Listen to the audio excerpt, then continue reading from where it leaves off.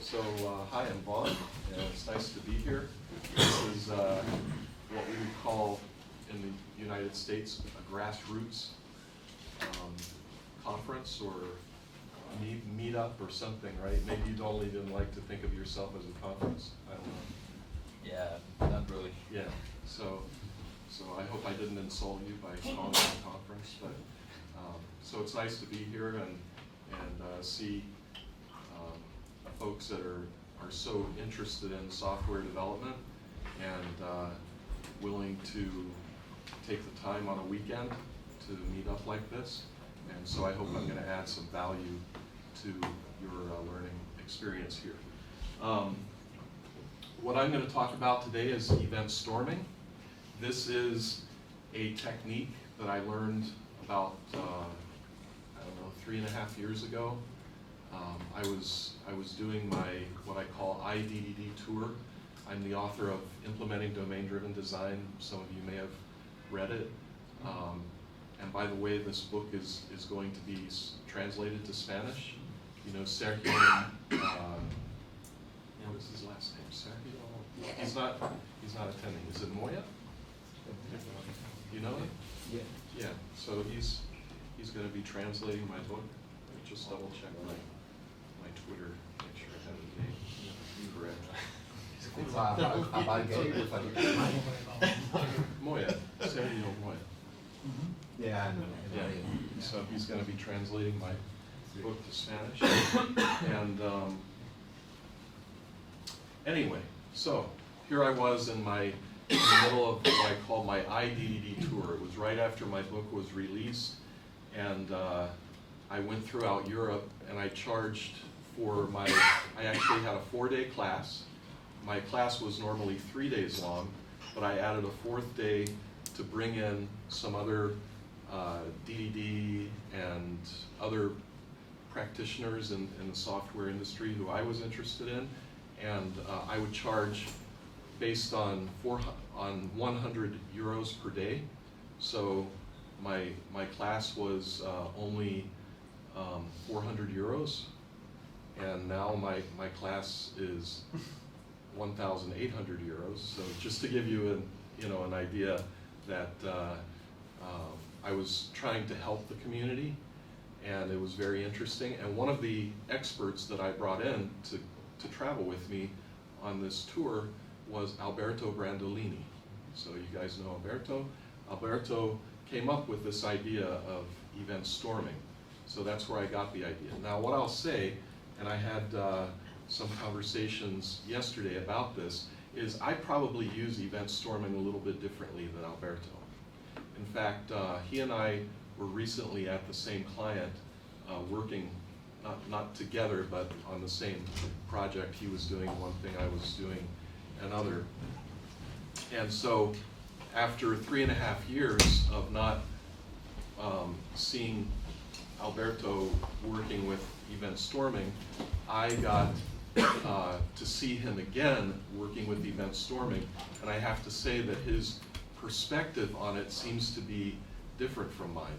What I attempt to do with event storming is actually understand the source code artifacts that are going to be created on a project. Now, Alberto admits that event storming can be used with, like a big picture viewpoint, and then you can also go to design level with it. I'm more of the design level guy with this tool.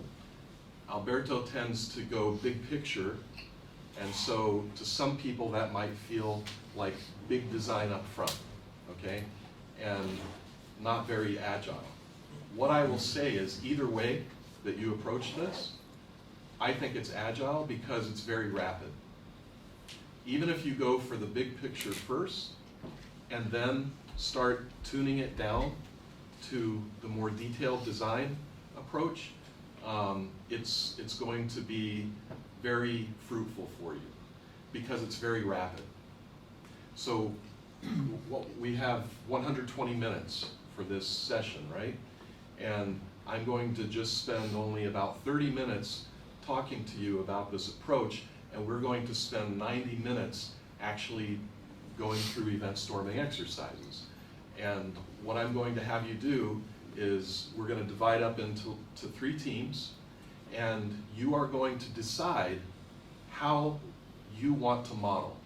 Or I should say which model you want to storm out. So your team will come up with a sample project. Could be something that you work on, but that may be too boring. Maybe you want to go for creating a shopping robot, or maybe you want to go for launching, like a drone-based delivery system, or just you come up with the ideas. But we're going to divide into 3 teams. You are then going to choose your approach for, or I shouldn't say approach. You are going to choose the project that you are going to work on and storm out. And you might start with a big picture because you don't understand it, but within 90 minutes, I want you to actually understand to some significant level the actual domain events, commands, and entities in your model, where you could actually go back to your office this afternoon or tonight or tomorrow morning and start coding on this. And now, what I will say is, I don't typically recommend that you start coding after only 90 minutes or 2 hours of storming. I think in reality what happens is you start out one day with 2 hours of storming. You get kind of this feeling, yeah, I like this. I think maybe we're ready to code, but let's sleep on it tonight. Let's come back tomorrow, spend another 2 hours. After you sleep on it, you'll find, I don't understand this area of the storm that we created. What do we need to do here to make it more accurate? How do we understand it better? So this may actually turn into, this little cluster of sticky notes may turn into another bounded context, right? And so we're going to talk today about bounded context and entities and so forth within your domain model. But this interplay with taking a little bit of time, maybe you take 3 days total, 2 to 3 hours each of those days, and then I think after those 3 days you will know, and that's not even 3 days. When you calculate, it's less than 1 day, right? Total hours, less than 1 day, and you're going to have a very good understanding of the software artifacts that you're going to create. This aligns very well with a DDD approach using event sourcing. So event sourcing is where domain events are saved to a journal, and then those domain events can be played out to other bounded contexts and across the enterprise. And I'll go into that again. But this approach, event storming and event sourcing, work very well together. Now, a couple of the attendees here are experienced with event sourcing. Has anyone else done event sourcing? Here, a little bit? Some? Okay, good. So you'll learn about event sourcing today too, all right? So let's get into the main material. So this is my email address if you want to contact me. And I'll tell you right now before I forget that I'm a partner with Lightbend, and my company is a Lightbend partner, and I get work from in the Scala and Akka area, and we do event sourcing, and I use event storming at work. So if anybody is interested in pursuing that, if you have Scala Akka experience, I'd like to hear from you. And if you want to reach me on Twitter, this is how you can follow me on Twitter. This is my company, For Comprehension, and I have online learning. So I have a distilling domain-driven design course online that you can take, and I also do live training with my IDD workshop that I told you about, and Go Reactive with Akka is the class that I'm teaching here tomorrow and Tuesday. So we're Magento, or I don't know how you say here, Magento is sponsoring us there, so we're having our Go Reactive with Akka. This is creating microservices with domain-driven design and actors. So reactive microservices, and I consult around domain-driven design, and I like to do work in Scala, Akka, and play microservices around that. So this is my first book, Implementing Domain-Driven Design. It's almost 4 years old now, and a book that I've written, Reactive Messaging Patterns with the Actor Model, is about doing Scala and Akka development.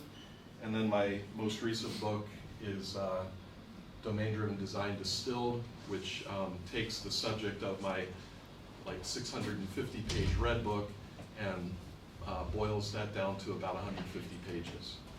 Okay, so if you have any colleagues who don't really, understand DDD or need to be convinced or brought up to speed quickly with it, I recommend this book. 150 pages, you can sometimes read it in 1 day or 2 days. So you can come up with a pretty good understanding. So, questions for you. Have you struggled to understand the strategic business values in a project? Do you tend to treat your project just like data? Or do you focus on the behaviors? Actually, what we want to focus on is business value. So view all of these tools as simply a means to bring you closer to understanding what the real business value is, what the strategic implementation of some very significant process will be needed in order to achieve what you're trying to do. Do you wonder where to start developing in greenfield? Now, when I say greenfield, I'm not saying purely greenfield, because almost nobody works in a purely greenfield environment anymore. There are always, seems like, legacy systems involved. Unless you are working with a very fresh, Series 1, Series A startup, funded startup, you're probably not going to be working in a completely greenfield environment. But what I mean is, greenfield from the standpoint of, we do have a strategic initiative. This is competitively significant for our organization, and we need to experience breakthroughs in our understanding of the domain to try to find what is actually really going to make us great as a company, okay? And a lot of folks like the ideas behind domain-driven design, but oftentimes they don't really understand exactly what should I do first with domain-driven design, where do I start, how do I actually use it on a project, how do I make DDD mesh with Agile, with Scrum, with Kanban, whatever, okay? And I will tell you that I go into detail on how to do that in my distilled book. So chapter 7 was reserved for acceleration and management tools. So how do we actually, event storm and accelerate on this project, make it happen as quickly as we need to be competitive in the market, and then also how do we manage projects within a Scrum environment. So this is true always. Does the business require you to both innovate and accelerate? And as you know, it's a challenge to do both together, because you can say, look, we can innovate if you want us to, but that's going to take us time. So what I'm showing you today in event storming is that if any of these, 4 questions that I've asked kind of intersect with your experience and what you're facing in work, then I think event storming can help you a lot.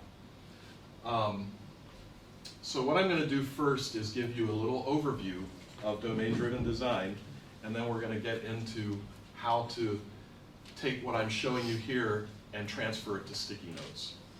Okay? All right. So domain-driven design is about modeling a ubiquitous language in an explicitly bounded context. That means that these, what are representing bounded contexts, are separate models. They're separate software models. And within this boundary, everything within this boundary is explicit and has an absolute meaning. If I use the word product in this context, and it is very semantic and very contextual, I know exactly what I mean when I say the word product here. If I use the term product in an e-commerce setting, in an e-commerce context, product has a certain meaning. But you know what? Product means something different in a product information management system and a product catalog. Even though they're talking about the same thing, there are 2 exact meanings that differ somewhat. But when I say product in an agile project management context, I'm talking about a Scrum product, which is nothing at all like a catalog or a product information management system definition for product.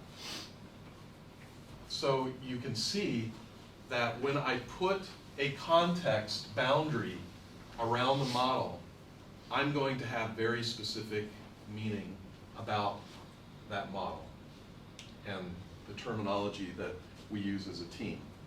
Now, within each of these bounded contexts, we have entities, and we have other artifacts as well. But just think about the entities for now. There are not very many entities in any of these. So a DDD bounded context tends to be smallish. I think it's larger, usually, generally speaking, it's larger than one entity, but it's also not a monolith for sure. In fact, I suggest that you use DDD bounded context as a first step approach to microservices, all right? So each of these bounded contexts is also a microservice. You may have reason to split these out later and make smaller microservices, but contextually speaking, each of those entities deployed in a different microservice is still part of the same bounded context because they still share a language. It's just that what I see in my work is that objects and concepts in your domain model that are cohesive will tend to want to be deployed together. And it will be extra work to break those apart and deploy them separately. And so you won't have as natural sort of good feeling in this model because the model will now have to interact with other parts of its own model at an arm's length instead of more intimately like you'll see in a domain model. So what I'm saying is if you have 5 to 10 entities in a bounded context, that's probably a good sized bounded context. If you have 20, and I'm talking about entity types, okay? not entity instances, entity types. If you tend to see 20, 30 entity types in a bounded context, I would say that's a pretty good hint that maybe your bounded context is getting too big.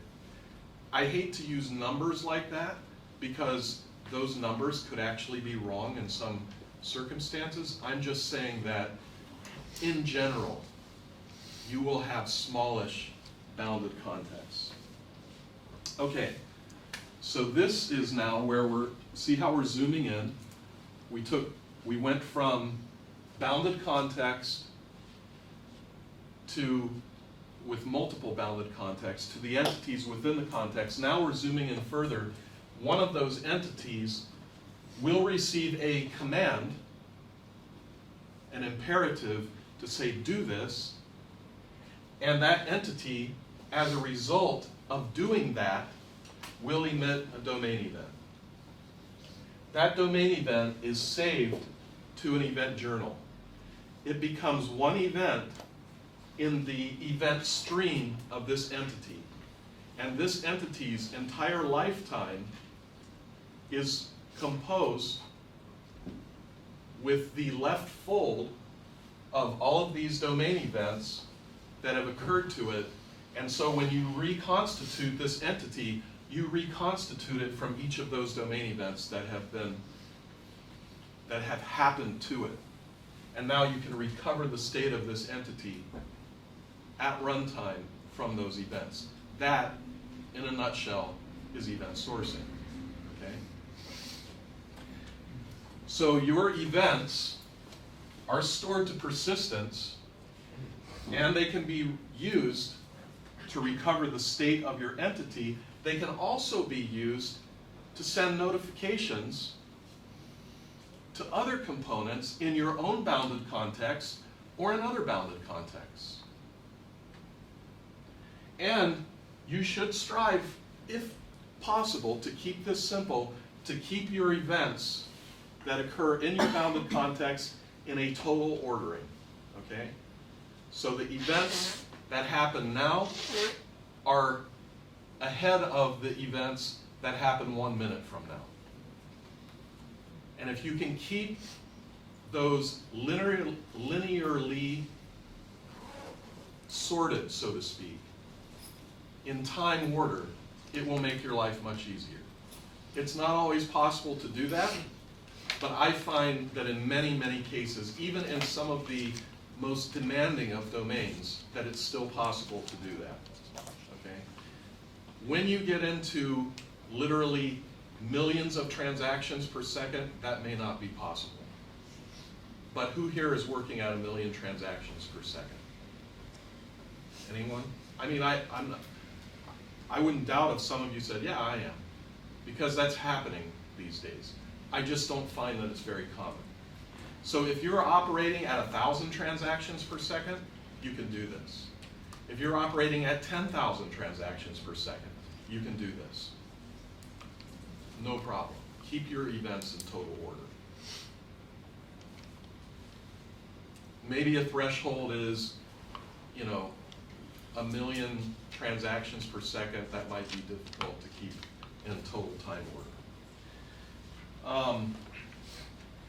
Okay, so now we have a command coming to an event, to an entity, and an event is emitted, stored, and then that event can be broadcast to a number of interested parties. So another component in our microservices architecture is a topic feeder. So we're going to feed our events to some kind of message bus, and I don't mean enterprise service bus. I'm just talking about something like Kafka or RabbitMQ or whatever. You can actually subscribe to a RabbitMQ implementation from Google that will process 2 million messages per second, 1 million in, 1 million delivered per second.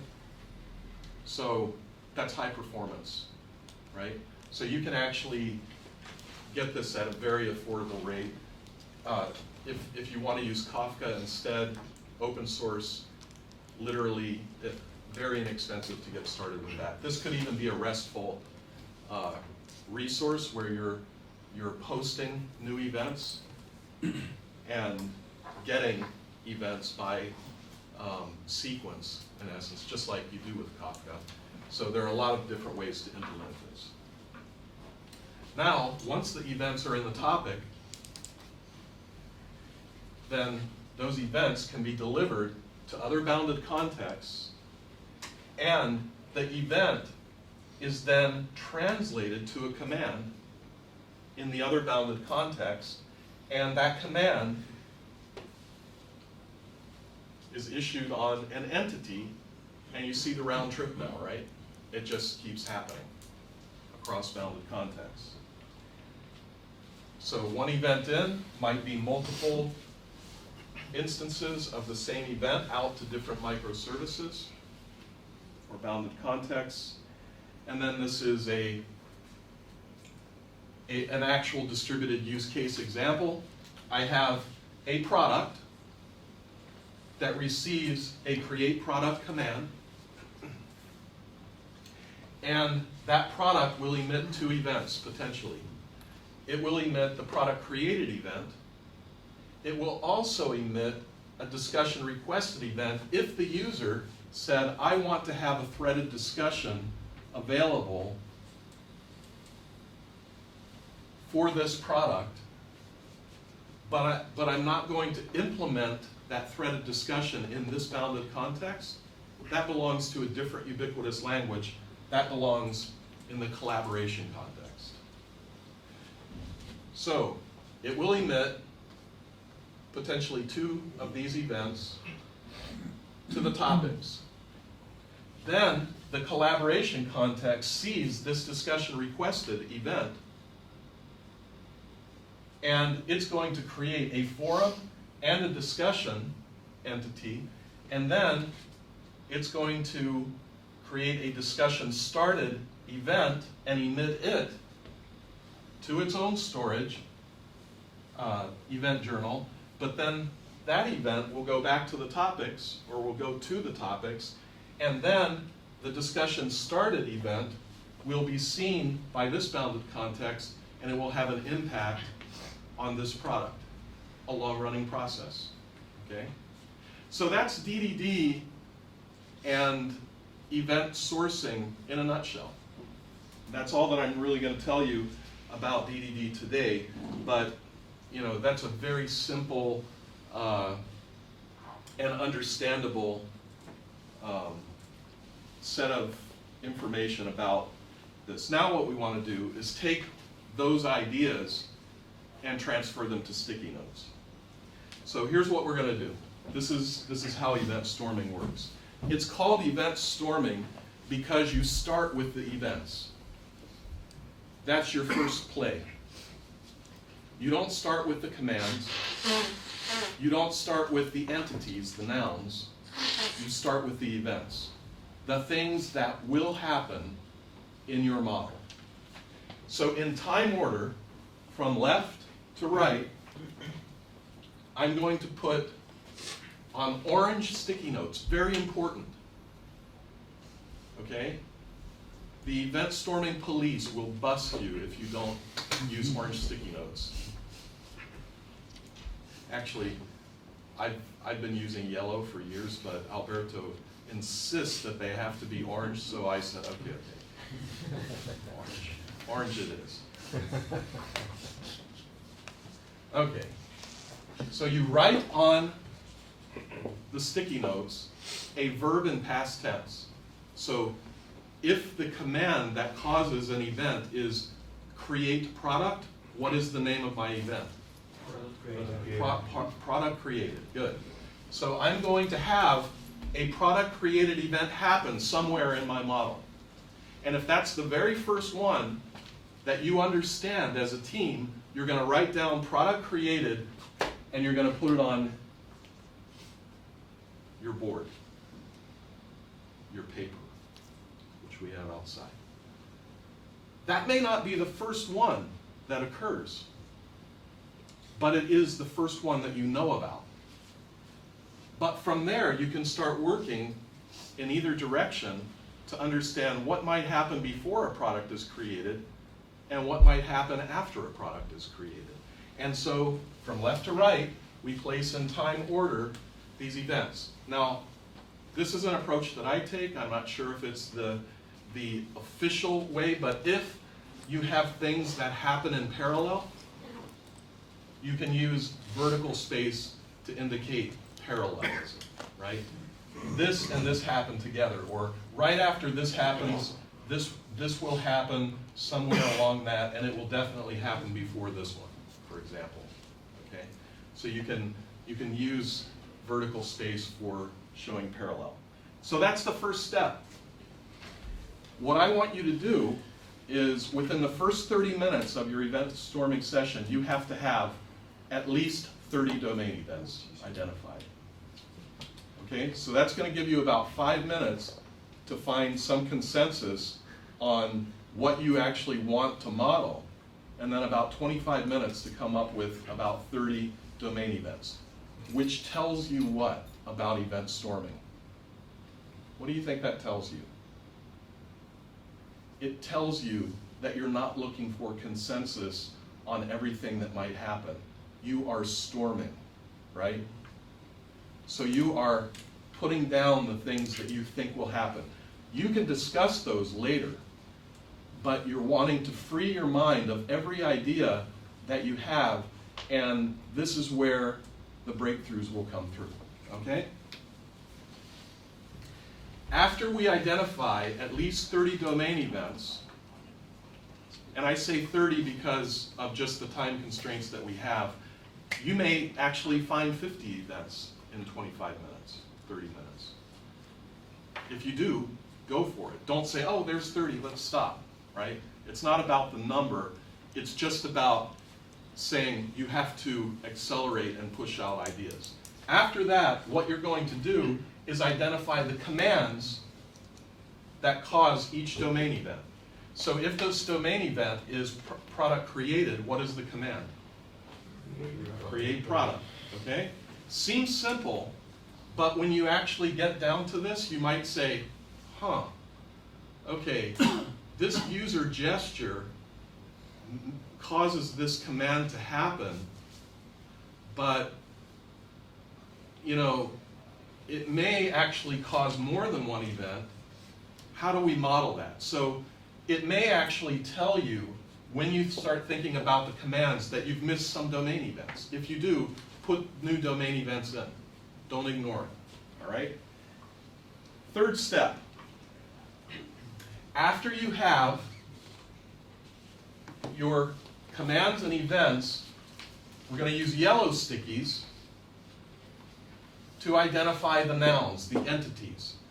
So the command happens to the noun, and the event is emitted from the noun. Okay? So across the timeline, which means when you look at this, if you start out putting every orange sticky note, every event right next to each other, you're going to run out of room for making these adjustments. So leave some space, you know, maybe a centimeter or two between each event so that you can come back and have these arranged like this later. As you're going, Can I have a quick question? yep, Why do we start with events and not commands? because we're looking at this from a business process perspective, not from the user's perspective. Okay? In this case, because the commands are actually very user story related. So if you're doing user story mapping, you are actually really starting with commands. But we're starting in the opposite direction because we want to actually say, we don't, you know, right at this moment in time, we don't want to think about how the users see the system. We want to see how the domain experts see the system.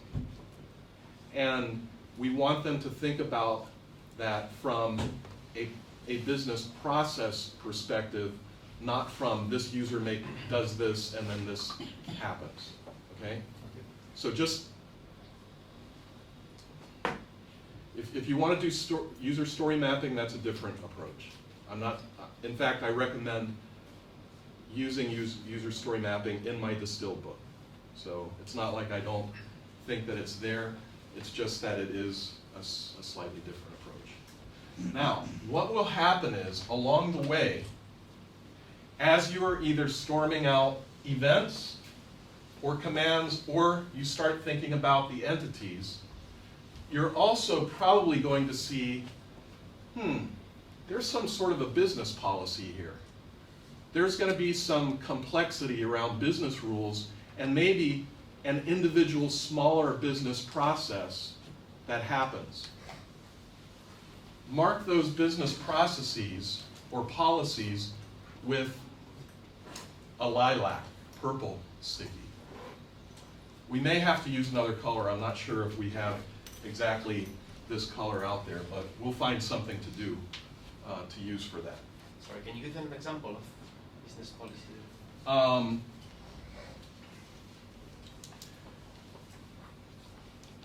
Consumer can buy a limited number of iPhones. Okay? We only allow them to purchase 3 iPhones. If they try to order 5, so that's a simple one. A more complex one is checkout. Okay? So if I am checking out, if the consumer is checking out, I have a pretty complex process around checkout, right? And what you may actually want to do is, if this is like a checkout kind of process, you may want to move it off to the side and start drawing arrows with sequences of this is going to happen. First, this process will emit this command, and it will ingest this event, which will cause the next command to be issued, right? Okay? You may or may not want to get to that level of detail in this, but it may happen. Finally, we're going to take pink sticky notes at the end, and we're going to divide off where are our bounded contexts here. Because you're probably going to have multiple bounded contexts that you storm out. You're going to determine, is this really core, or is it supporting? If it's core, it belongs in our core domain bounded context. If it's only supporting, so less important, it belongs over here. Because we might even be able to buy a solution to take care of that thing. Or we can have some contractors outsource do that for us. We want to focus on what's core to the business. Okay? Yep. Are the business contexts supposed to be ordered in time? So yeah, yes, it will be ordered in time. And one thing about that is, if you see that this command and this event happen on this noun, and this noun is repeated here, you want it repeated because you want it to remain in time order. We're not trying to create a UML diagram with sticky notes, right? So we're not going to take everything that happens to this noun and put it under here, right? So you repeat them. Yeah, so time order is important. Okay? So that's it, guys. Let's get started. So what we're going to do first is domain events. Step 1, verb and past tense. Let me see what time it is. Hopefully oh, okay. Well, took a little bit more than 30 minutes, but no problem. Okay, so let's just, everybody's sitting at this table here and down to here, you're on a team. You guys sitting this side of the table, you're on yellow shirt. No, actually, we're going to go orange, black down to here. You guys work together, so you can't work together today.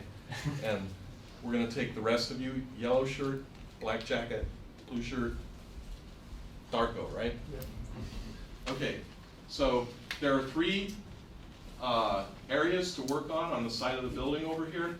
Go find your orange sticky notes and get your pens, and everybody should have a pen and sticky notes, okay?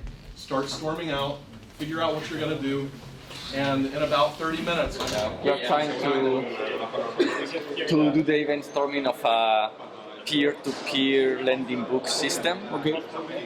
So we have several events like book is lent or user-generated lend requests. So basically, people can publish that they have books available for being lent, and other people can find the books which are available for lending and can request the lending, and then the book would be sent to the reader. So it's something like that. We have started by thinking about in a brainstorm way about all the events that might happen in the system, and from that point we continue thinking about the commands which would generate the event, and as a third step we are thinking about the entity involved in that command event process. So it's helping us to identify the entities of the system at some point, and and also the relationship somehow with other entities and other events. you don't have to make every statement on the storming board very explicit. You have to have some understanding in your mind. But this should be a reminder when you come back, oh, we had this conversation, we know that this is a policy that needs to be managed in some way. Yeah, but you're not trying to actually code with this, right? So you're going to code later. Hi, Vaughn Vernon. We are at Software Craftsmanship Barcelona, and what are the people doing here? So they first figured out which core domain they wanted to work in, and they're now identifying the domain events that happen within that business process. So they're storming out the events, and we're taking about 30 minutes to do that, and then the next steps will be ready. The post-it notes are orange for domain events, and they're putting down on the orange sticky notes the name of the domain event that occurs in time order. Okay, and what is a domain event? What is a domain event? An example. It's something that happens in a domain model. So it could be something as simple as user logged in to something like user is proceeding to checkout, something like that. Okay, interesting. And you're talking always in past tense. So why the domain event has to be in past tense? Because the domain event is recording something that has happened. Okay. And the fact that it has happened, it happened previously. So it's always stated in past tense. Okay, and it can't change. It cannot change, it's immutable. Okay, and it can trigger other behaviors in other microservices and stuff like that, maybe? Exactly. So other microservices can see that this event occurred, and they can react to the fact that this happened, and they might do something, update an entity in their own microservice. So my motivation is to teach domain-driven design, and I also like reactive systems, so this fits in very well with reactive systems, microservices that are explored using domain-driven design. Okay, perfect. Are you having a nice time here? I am having a great time, and thanks for the nice little gathering we had last night at the tavern. It was fun to talk with everybody and had a very good time. Okay, nice to have you here. All right, Enjoy. good to be here.